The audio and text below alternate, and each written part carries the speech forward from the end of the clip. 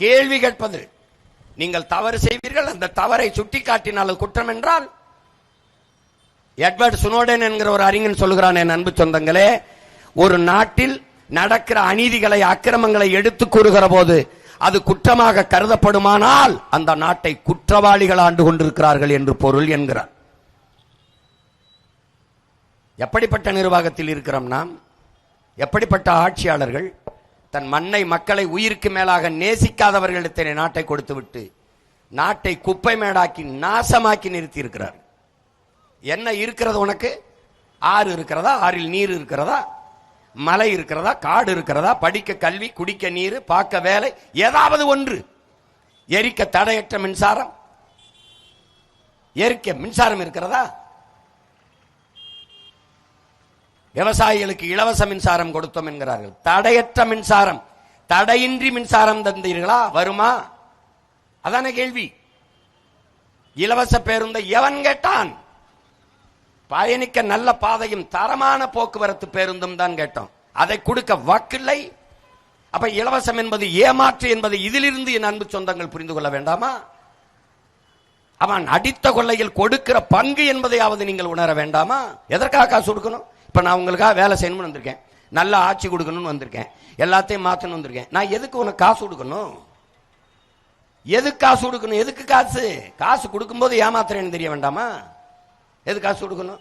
நீ தான் காசு கொடுக்குற. கல்விக்கு வரி கட்டுற, சாலைக்கு வரி கட்டுற, மின்சாரத்துக்கு வரி கட்டுற, கட்டணம் கட்டுற, போக்குவரத்து கட்டணங்கள், எல்லாத்துக்கும் காசு கொடுக்குற. அந்த காசை வச்சு நிர்வாகம் பண்ண முடியாதா? அரசு என்பது எதற்காக? என்னால் எனக்கு நானே பள்ளிக்கூடம் கட்டி படிக்க முடியாது, எனக்கு நானே மின்சார உற்பத்தி பண்ணி, எனக்கு நானே சாலை போட்டு பயணிக்க முடியாது, எனக்கு நானே மருத்துவமனை கட்டி படுத்து மருத்துவம் பார்த்துக்க முடியாது. இதையெல்லாம் செய்வதற்கு பொதுமையான ஒரு அமைப்பு தேவைப்படுது. அதுக்கு பேர் அரசுன்னு வைக்கிறோம். அதை நாமளே தேர்வு செய்கிறோம்.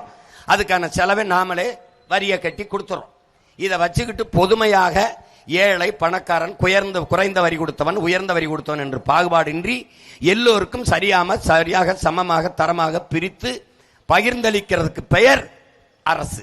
அப்படி இருக்கா? அரசு இருக்கா? அப்படிப்பட்ட அரசை இதுவரை நிறுவி இருக்கமா? அப்போ சரி, ஒரு தடவை ஏமாறலாம், 2 தடவை நம்பலாம், 60 ஆண்டுகளாவா நம்புவீங்க? ஒரு பாலை சூடா காய்ச்சி பூனையை குடிக்க விட்டீங்கன்னா அது சுற்றுச்சுன்னா வாழ்நாள் கடைசி வரை வெள்ளையா எதை பார்த்தாலும் கிட்ட வராது. ஒரு தடவை சூடுபட்ட பூனையே வராதுன்னா இந்த மான தமிழ் மக்களுக்கு ஒரு சூடு சொரண ஒன்று வரணுமா வர வேணாமா? எத்தனை காலத்திற்கு? அறிவார்ந்த என் அன்பு சொந்தங்கள் சிந்திக்கணும். இந்த தேர்தலை நீங்கள் வழக்கம் போல வாக்கு செலுத்தி கடந்து போது போல கடந்து போகாமல், வரலாறு உங்களுக்கு தந்த கடமையாக காலம் கையளித்திருக்கிற பொறுப்பாக நீங்கள் இதை உணர்ந்து கொண்டு நீங்க வேலை செய்யணும். இந்த தேர்தலை, உங்கள் வாக்கு என்பது மிக வலிமை மிக்க ஒரு ஆயுதம், கருவி. எல்லாவற்றையும் புரட்டி போட முடியும். உங்கள் ஒற்றை விரலால் இந்த நாட்டில் மிகப்பெரிய மாறுதலை உண்டு பண்ண முடியும் என்கிற எண்ணம் உங்களுக்கு வரணும். அதைத்தான் நம்ம சொல்றோம், மண்ணில் புரட்சி வருவதற்கு முன்பு மக்களின் மனத்தில் புரட்சி வரணும்ங்கிறார். அண்ணல் காந்தியடிகள் என்ன நமக்கு கற்பிக்கிறார்? நீ இந்த உலகத்தை எப்படிப்பட்ட மாறுதலுக்கு கொண்டு வர நினைக்கிறியோ அந்த மாறுதலை உன்னிலிருந்து தொடங்குங்கிறார். உங்கள் மகன் நான் என்னிலிருந்து தொடங்குகிறேன், என் தங்கை தன்னிலிருந்து தொடங்குகிறாள், என் முன்னாடி நிற்கிற என் பிள்ளைகள் தங்களிலிருந்து தொடங்குகிறார், நாம் எல்லோரும் நம்மிலிருந்து தொடங்குவோம். அதுதான் மாற்றம், அதுதான் புரட்சி. உலகில் எல்லாம் இப்படித்தான் தொடங்கி இருக்கிறது அன்பு சொந்தங்களே. எவ்வளவு பெரிய கோலமானாலும் ஒரு புள்ளியில் தான் தொடங்கணும். எவ்வளவு பெரிய காவியமானாலும் ஒரு எழுத்தில் தான் தொடங்கணும். எவ்வளவு பெரிய சமுத்திரமானாலும் ஒரு துளியில் தான் தொடங்கணும் என் அன்பு சொந்தங்களே. அதனால் நாம் தொடங்குகிறேன், நீங்கள் தொடங்குங்கள், நாம் தொடங்குவோம், தானாக வரும் மாறுதல்.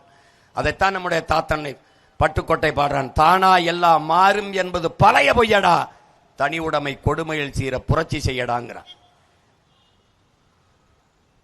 இந்த மாறுதல் ஒன்றுதான் நமக்கு ஆறுதலும் தேர்தலும். அதற்குத்தான் இந்த தேர்தல் வருகிறது. அதை நம்ம பயன்படுத்திக் கொள்ள வேண்டும் என்பதுதான் உங்கள் அன்பு பிள்ளைகளின் விருப்பமும் வேண்டுகோளும். நாங்க வாழ்நாள் முழுக்க நாங்க ரெட்டலைக்கு தான் போடுவோம், நாங்க சுடுகாட்டுக்கு தான் போடுவோம், இதுக்கு தான் போடுவோம், உதயசூரியனுக்கு தான் போடுவோம், எங்களை தூக்கி சுடுகாட்டில் தான் போடுவோம்னு போட்டீங்க 60 வருஷமா.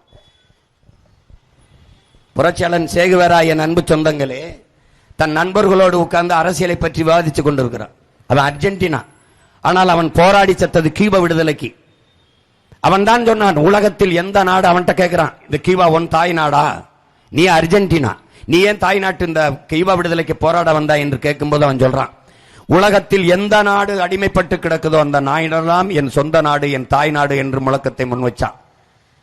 அப்ப நாங்க எங்களுக்கு சொந்த நாடே அடிமைப்பட்டு கிடக்கு, இப்ப எவன் போராடி மீட்கிறது தான் தெரியல. அவன் தன் நண்பர்களோடு உட்கார்ந்து அரசியல் பேசிக் கொண்டிருந்தான். அப்போது அவன் தந்தையார் வந்து கேட்டார், அவர் செல்வந்தர், நீ உன் நண்பர்களோடு சேர்ந்து அரசியல் பேசுவதை விட்டுவிட்டு படிப்பதில், அவன் மருத்துவம் படித்தான், டாக்டர், போய் மருத்துவம் படிக்கிற வேலையை பார் என்றார். அப்போது தன் தந்தையிடம் சொன்னான் அவன், நீங்கள் எல்லாம் உங்கள் நண்பர்களோடு அரசியல் பேசியிருந்தால் என் அப்பா, என் தந்தையே, உங்கள் மகன் இன்று அரசியல் பேச வேண்டிய அவசியம் வந்திருக்காது என்று சொன்னான். என் முன்னவர்கள், என் பெரியப்பன், சித்தப்பன், என் அப்பன், என் ஆத்தா, என் தாத்தன், என் பாட்டி, என் மாமன், மச்சான் எல்லாம் எங்களுக்கான அரசியலை நீங்கள் பேசியிருந்தால், செய்திருந்தால், உங்கள் பிள்ளைகள் இந்த நடு வீதியிலே இந்த வெயில் என்று கத்திருக்க வேண்டிய தேவை வந்திருக்காது.